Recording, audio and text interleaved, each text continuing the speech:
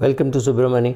I'm going to talk about the process of how you should hire your financial planner. Rather, step one after hiring the financial planner. You had a financial planner, or you didn't have a financial planner. You were a DIY, or you had somebody who was telling you where to invest, what to buy, what not to buy. Could be a relationship manager, anybody.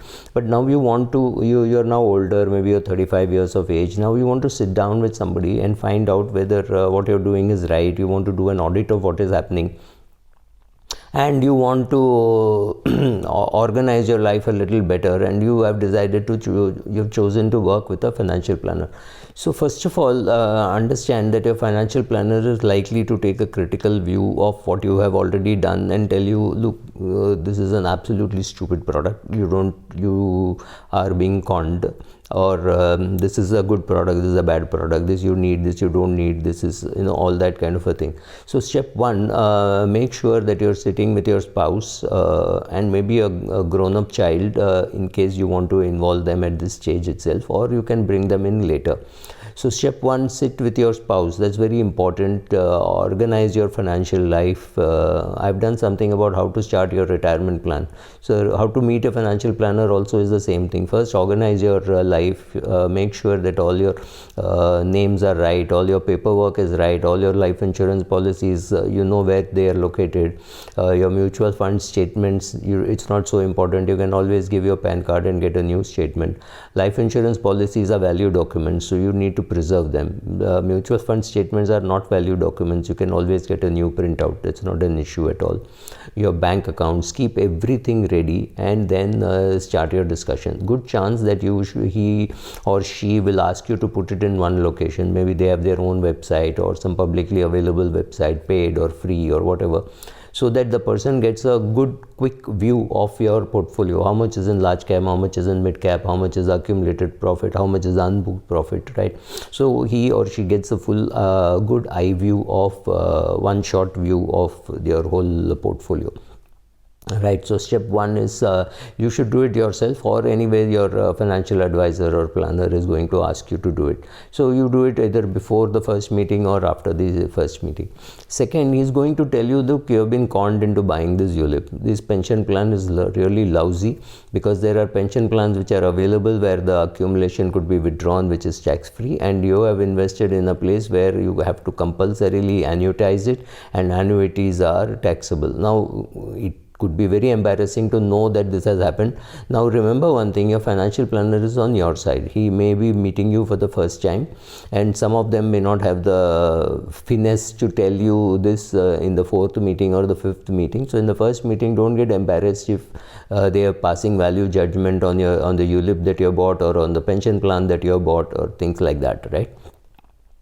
So make sure that there is no heartburn in the first meeting, and so that should be the first step that you take in your financial planner. Then you should also know what to expect from your advisor.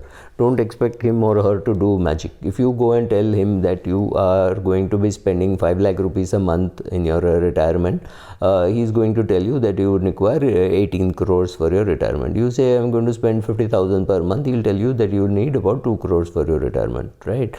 So that's the financial planner is just proof that Excel works properly. That's all. There's nothing. He can't create magic. He cannot say, oh, you want to spend 5 lakhs per month, you need only 2 crores. That's not going to happen. You'll run out of your money very, very quickly, right?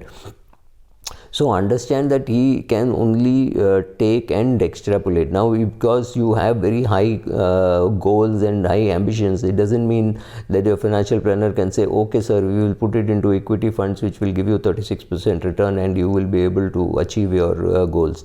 That's not going to happen. You have to be realistic.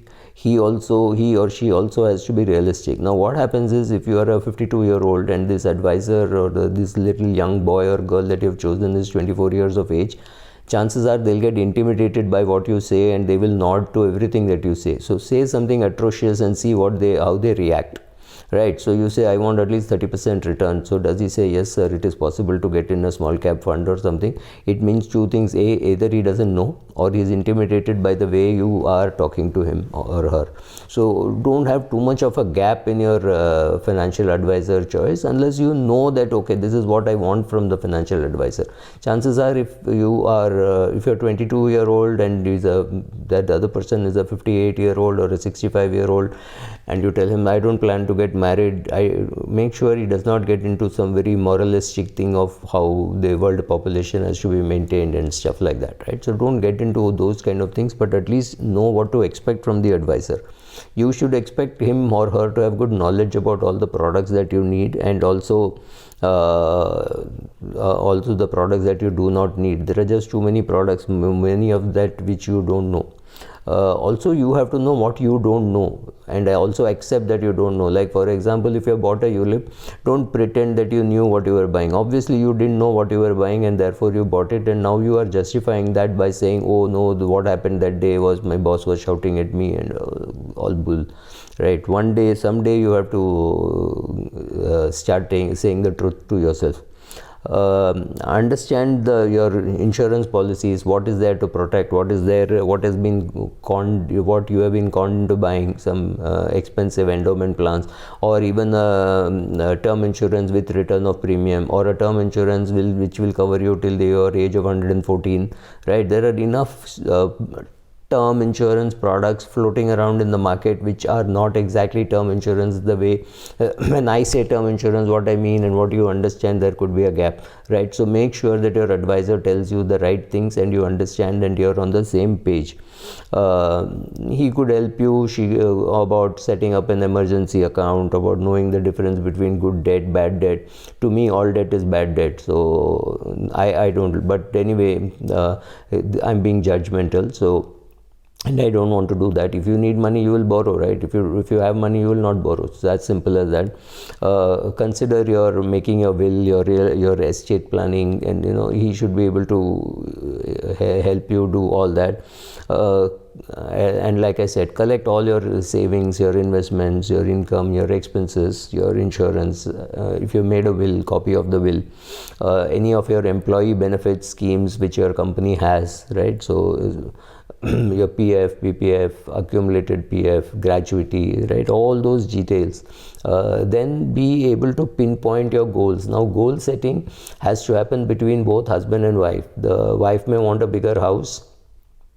Husband may want a vacation in Europe, or husband may want a bigger car, right? So all these are conflicting goals. Make sure that you and your spouse and your child, if your child is already about 14-15 years of age especially, right? So keep all those documents, ideas, everything together, so that when you're sitting with him in a meeting, all these, if it comes up, you should either have the paper, or you should note it down and say, I'll get back to you with the details. Also, question of when do you retire, where do you plan to stay, what do you plan to do during your retirement, right? Think through all this, write down, make notes, right? Do all this, and have your list of questions which to ask. I love advisors who can say that I don't know, I'll check back and get back to you. To those who bluff, so find out, so see what is the range of returns that he is promising, right? How much is involving your spouse. That's very important, because if he does not respect your spouse, and you're the man who is doing all the talking, then it's going to be very difficult for her to deal with him if you are not around. Be prepared for not being around, right? So prepare your list of questions and mail it to him. Ask him whether these are the right questions, and right. So it is not very difficult to know that what is he going to talk about. Very good chance that he is going to talk about your assets. He is going to talk about your liabilities. He is going to talk to you about the collaborative experience. How will you meet? Will you talk once a month? Will you talk once a quarter? Will you do a review? If you, after doing a review, will you act on it? Will you ask the financial advisor for everything that you do? Will you first buy a ULIP and then call him and say I've already bought it, or will you ask him before you buy, right? All those things. And by doing all these things, you are at least setting down the ground rules, saying if things go wrong, why it went wrong, whose mistake it is. You will be able to find out all that, right? So talking to a qualified person can help, but talking to an experienced person can also be very useful. And remember, it's a long-term relationship, more like a marriage or like an employment. So take your time, speak. 2-3 meetings can be very even if the financial planner says you have to pay me per meeting, do all that, make the payment. There is no harm in doing all that and then taking a decision. Thank you.